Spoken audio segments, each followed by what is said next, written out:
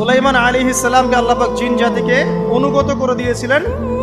সুলাইমান আলাইহিস সালামের নির্দেশে জিন জাতি বিভিন্ন কাজ করত, এমনকি সমুদ্রের মধ্যে ডুবুরির কাজও করত, সমুদ্রের ভিতর থেকে রত্ন বের করে নিয়ে আসতো। এগুলো কিন্তু অনেক রূপকথা নয়, সত্য ঘটনা। তখন নবী সাল্লাল্লাহু আলাইহি ওয়াসাল্লাম বললেন যে আমার ভাই সুলাইমানের কথা আমার মনে পড়ে গেল, তাই আমি জিনটাকে ছেড়ে দিলাম।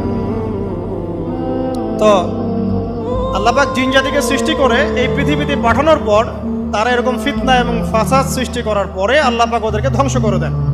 দেওয়ার পরে আরো অনেক যুগ এবং অনেক শতাব্দী কেটে যায়। কত যুগ কত শতাব্দী আল্লাহ ভালো জানেন। অনেক লম্বা সময় পরে গিয়ে আল্লাহ রাব্বুল আলামিন ফেরেশতাদেরকে ডাকেন। কাদেরকে ডাকেন?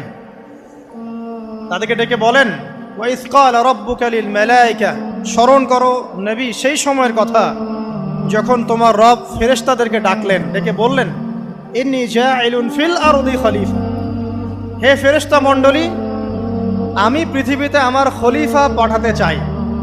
কি পাঠাতে চাই ভাই?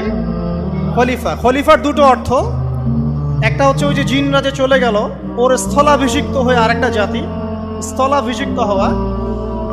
আরেকটা ব্যাখ্যা হচ্ছে খলিফা শব্দের মানে হচ্ছে যে ব্যক্তি আল্লাহ পাকের বিধান অনুযায়ী পৃথিবীতে বিচার ফয়সালা করে, সে আল্লাহর খলিফা।